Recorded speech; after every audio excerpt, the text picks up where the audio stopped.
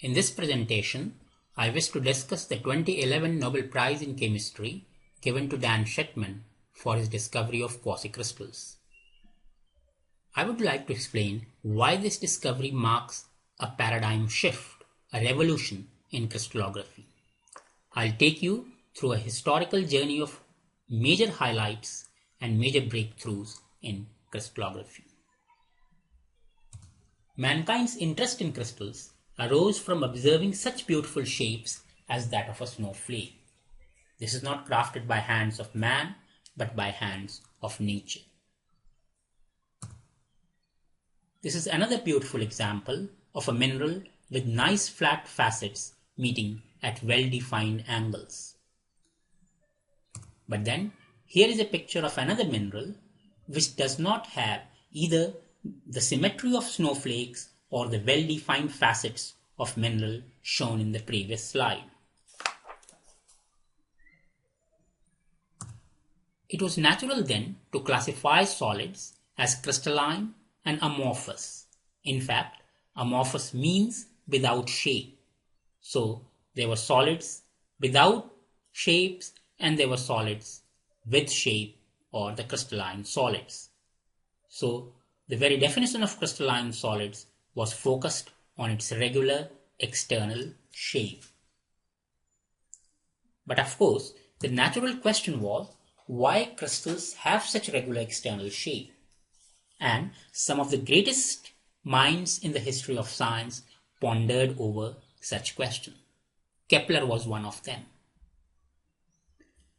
As a New Year gift to his friend and sponsor, he wrote an article on six-cornered snowflake trying to give his views on the hexagonal symmetry of ice. Robert Hooke, another famous man, in his pioneering work on micrographia, also discussed the symmetry of various crystals. These two great men, among many others, came up with the same view, a similar speculation that external shape must be due to regular arrangement of some internal building blocks. Now note that it is 1611 for Kepler, 1665 for Hooke. In those days, the concept of atoms as we now know were not existing. So still, they felt that matter must be having some internal particles, internal constituent building blocks, which, if arranged nicely and periodically, will give nice external shapes to the crystal. This was then the first breakthrough or the first revolutionary thinking in crystallography. Remember, this was just a postulate, a speculation. Neither Kepler nor Hooke had access to experimental tools to probe the internal structure of matter and verify their postulate. The development of such a tool had to wait for more than 200 years when, in 1895, Rontgen discovered X-rays. He was awarded the first Nobel Prize in Physics. It is nice to remember the first Nobel Prize when discussing the latest one in chemistry. Earlier the rays were named after Rontgen, but later the name X-rays were stuck. X-ray stands for the unknown. X stands for the unknown.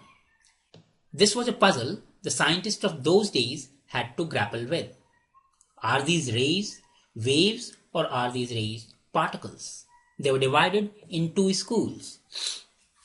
This debate was resolved in 1912 by Max von Laue, who got the 1914 Nobel Prize. Laue's postulate was, if crystals are periodic arrangement of atoms and if X-rays are waves, then crystals should act as a three-dimensional diffraction grating for X-rays. So he put two important questions together, whether crystals are periodic and whether X-rays are waves. And putting these two questions together, he suggested that if the answer to both the questions are positive, then crystals should act as a diffraction grating for X-rays. And this is the result, one of the original results of Laue, which he showed also in his Nobel lecture. Here, the X-ray beam is traveling perpendicular to this photographic film. If the crystal was not in its path, it will hit into the center. Thus, if crystal is not diffracting, even if crystal is present and it is not diffracting, then we will get only the central dark spot. The existence of these other spots all around the central spot is due to the diffraction of X-rays by crystals. Thus, Lavie's experiment proved that X-rays are diffracted by crystals. And thus, in one experiment, he got two great results, that X-rays are waves and crystals are periodic arrangement of atoms. Because of this, it is considered to be one of the greatest scientific discoveries of 20th century. So with Lavie's discovery, the focus of essence of crystallinity shifted from external shape of the crystal to the internal regular arrangement of atoms. So now the new definition of crystal was crystals are solids with regular periodic arrangement of atoms. This revolution also gave a tool in the hands of crystallographers to investigate the internal structure of matter.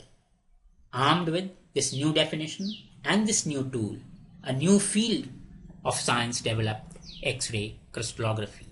Pioneers in this new field were the father-son team of Braggs, William Henry Bragg and William Lawrence Bragg. They solved several crystal structures and were awarded Nobel Prize in 1915, just a year after von Lavie. This is the only father-son team who shared a Nobel Prize, but despite this sharing, there was tension between them. The son Bragg believed X-rays to be waves, whereas the father Bragg believed it to be particles.